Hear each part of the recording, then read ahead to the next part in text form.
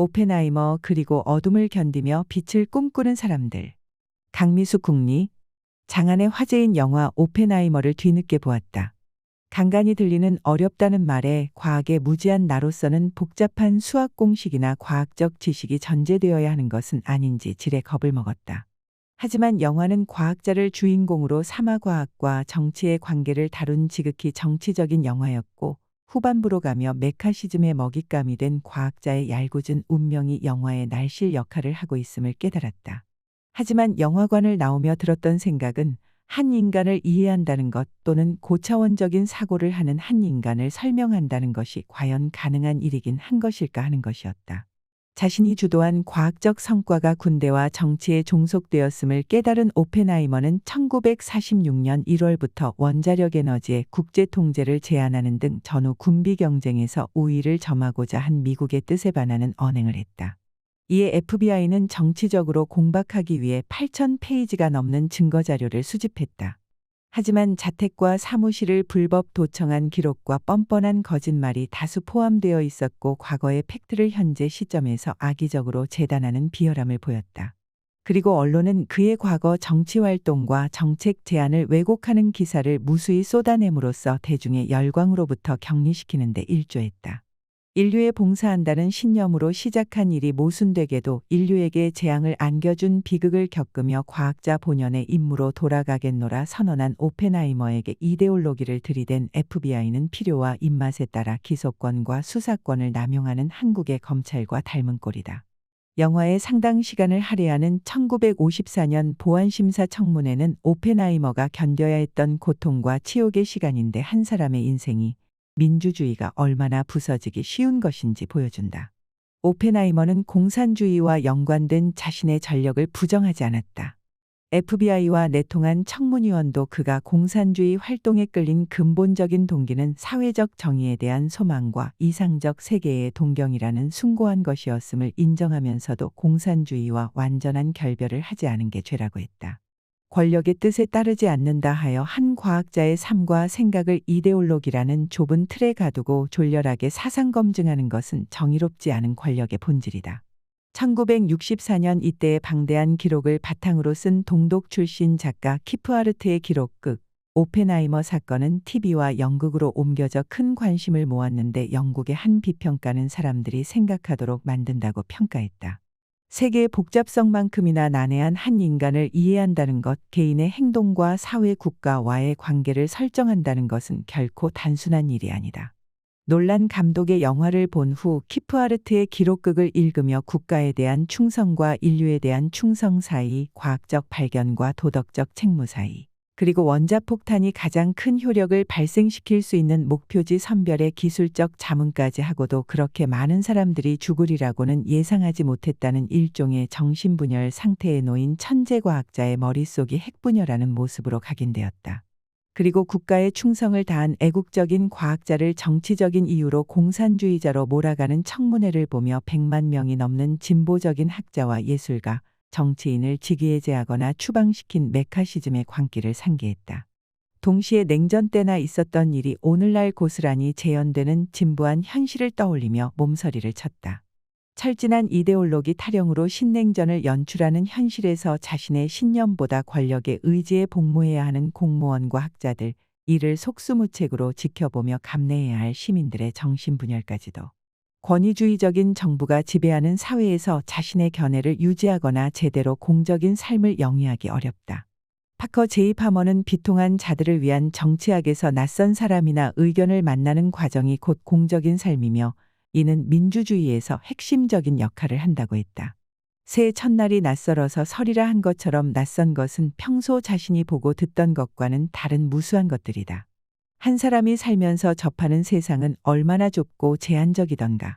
과학자의 세계에서 낯선 것은 연구를 멈추자는 것이며, 국민의 안전을 도외시하는 이들에게 핵폐수 방류가 인류에게 해악을 끼치지 않는다고 어떻게 장담할 수 있는가 하는 질문은 불편한 것이 된다.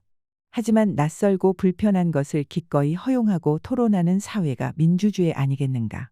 민주주의는 우리에게 동의하지 않을 권리를 부여하는 것이며, 이를 허용하지 않는다면 어느 진영이든 전체주의의 다름 아니다. 전체주의도 아닌 공산전체주의. 지난 8.15 광복절 축사에서부터 윤석열 대통령은 일관되게 공산 전체주의라는 듣도 보도 못한 개념을 들이대며 자신과 생각이 다른 국민과의 전쟁을 선포했다. 그리고 육군사관학교 홍범도 장군 흉상 철거 이전 문제에 대해 국민이 공분하고 있음에도 잘못된 것을 가만히 놔둬야 하느냐며 역사 바로 세우기가 필요하다고 말한다. 세상 모든 일에 잘못된이라는 가치판단 권한을 독점하고 있다는 인식이 아니고서는 나올 수 없는 발언이다. 골목대장 소영웅주의에 빠진 대통령의 말은 점점 신냉전의 시대로 시계를 돌리기 바쁘다. 아직도 공산 전체주의 세력과 그 기회주의적 추종 세력 그리고 반국가 세력은 반일 감정을 선동하고 캠프 데이비드에서 도출된 한미일 협력 체계가 대한민국과 국민을 위험에 빠뜨릴 것처럼 호도하고 있다. 2023년 9월 1일 윤석열 대통령이 국립외교원 60주년 기념식 축사에서 한 이 말은 실로 귀를 의심케 한다. 윤석열 정부의 국가관과 세계관, 역사관을 간명하게 보여주는 이 말은 동판에 또렷이 새겨 두고 가르쳐야 할 말이다. 권위주의가 작동하는 정부에서 대통령의 말은 논리적 정합성 따위는 무시된 채 막강한 힘을 갖는다. 대통령 스스로 자신이 전체주의자임을 천명하니 이에 화답하듯 윤미향 의원을 일본의 수많은 단체들이 주최한 간토 대지진 조선인 학살 100주년 추모식에 참석했다는 이유로 공격하고 대통령이 받아 반국가 세력이라고 좌표를 찍었다. 참가단체 중 하나에 지나지 않은 조총련이 주최한 행사인 것처럼 호도하면서 말이다. 이뿐인가? 여당 의원은 북한이 국내 반정부 세력이나 지하망의 일본 후쿠시마 원자력 발전소 오염수 방류에 반대하는 활동을 하라는 지령을 내리고 있다며 국정원을 빌려 포털을 도배했다. 참으로 못되고 사악한 자들이다. 졸지의 역사를 기억하고 일본 핵폐수 방류에 반대하는 발언이나 행동을 하는 국민들을 반국가 세력 북한의 지령을 받는 꼭두각시로 전락시켰다. 그러나 이 말은 한자도 빼지 않고 대통령에게 되돌려줘야 한다. 한치의 비판도 허용하지 않고 의견이 다른 야당과 국민의 목소리를 괴담이나 가짜뉴스로 매도하는 태도가 전체주의가 아니면 무엇이 전체주의이며 민주정과 법치라는 대한민국 통치의 근간을 무시하는 반헌법적인 태도를 가진 집단을 의미하는 것이 반국가 세력이라면 그와 그 주변이야말로 반국가 세력의 전형이라고 말이다. 어느 정부도 하지 않았던 일본과의 군사협력으로 국가와 민족의 안위를 지키라는 헌법과 국민의 명을 위배한 집단 악명이자 자국의 국익보다 일본의 국익에 충실한 행태로 반일 감정을 부추기고 있으니 반일 감정을 선동하고 가짜뉴스를 양산하는 당사자가 바로 윤석열 대통령이지 않은가. 1 더하기 1이 100이라고 우기는 것도 다름 아닌 그 자신이다. 후쿠시마 핵폐수 무단 투기를 강력하게 항의하지 않는 정부, 오히려 끝을 알 수 없는 핵폐수 방류가 인류에게 미칠 영향에 대해 우려하는 목소리를 괴담과 가짜뉴스로 매도하고 대통령실 예산으로 핵폐수가 안전하다고 홍보하는 정부. 위안부 할머니들의 피해 보상금을 우리 기업에게 돈을 걷어 주겠노라며 돈만 받으면 되지 누구 돈이든 무슨 상관이냐는 천박한 인식으로 2차 가해를 서슴지 않는 정부는 도대체 어느 나라의 국민을 대표하는 정부인가. 가난과 무학을 지원해 주지도 따순 밥 한 그릇 내주지도 않은 나라를 되찾겠다고 이억만리 타향에서 풍찬 노숙을 자처한 독립군 대장을 이데올로기라는 헛껍데기를 씌워 부관 참시하고 강제 이주시키는 윤석열 정부는 진정 국민이 두렵지 않은 모양이다. 경제위기와 기후위기라는 난제 앞에 저마다 국익을 최우선으로 치열한 외교전쟁을 치르는 이때 우리 정부는 낡아서 더 이상 박물관에조차 보내기 민망한 반공 이데올로기를 전면에 내걸었다. 본질적으로는 친일파가 반공주의자로 완벽하게 변신한 한국의 수구 세력에게는 분단이 유일한 무기임을 또 한 번 확인시켰다.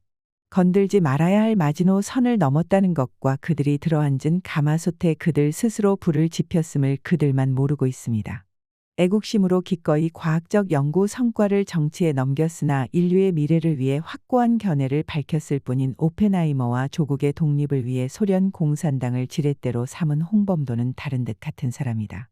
영화에도 등장하듯 후보 국장과 함께 오펜하이머를 궁지로 몰아간 루이스 스트로스를 상무장관 인사청문회에서 낙마시킨 존 F. 케네디는 대통령으로 당선된 후 그에게 페르미상을 수여해 복권시킨다. 시상식을 열흘 앞두고 연설문을 준비하던 오펜하이머는 라디오에서 케네디가 달라스에서 피격되었다는 소식을 듣는다. 잠시 침묵하던 오펜하이머는 이제 모든 일이 산산조각 나는 것은 시간 문제야. 라고 했다고 한다. 어쩌면 성대하고 극진하게 모신 독립영웅과 함께 부관참시 당하는 우리도 이미 산산조각 나고 있는 중인지도 모르겠다. 하지만 부서지기 쉬운 것이 민주주의임을 상기한다면 산산조각 나지 않게 만들 수 있는 유일한 길은 진화하는 민주주의 파괴자들에 맞서 생각을 하는 것과 파커제이. 파머의 말대로 빛과 함께 어둠의 유산을 견디며 정의를 계속 말하고 꿈꾸는 일이다. 징계라는 두려움 속에서도 동료를 믿고 응원하는 시민을 믿고 용기를 내며 공적인 삶의 전형을 보여주는 선생님들과 전 해병대 수사단장 박정훈 대령처럼 말이다. 빛과 어둠은 결코 함께할 수 없으며 어둠이 짙을수록 빛은 더욱 강렬하다는 것을 아는 현자들은 웃으며 기꺼이 이 시간을 견딜 것이다. 수소폭탄 개발에 한 번도 도덕적 가책을 느껴본 적이 없으며 그것을 나의 문제로 본 적이 없다. 며 과학을 정치에 종속시킨 전쟁광 에드워드 텔러를 닮은 누군가를 역사의 강물에 띄울 수 있을 때까지 말이다. 과학이 군대나 정부에 예속될 경우 무엇을 발견한다는 것은 곧 인류를 파멸시킬 위험한 도구를 쥐어주는 것이라는 각성은 위험한 권력에도 똑같이 적용되는 값비싼 교훈일지니.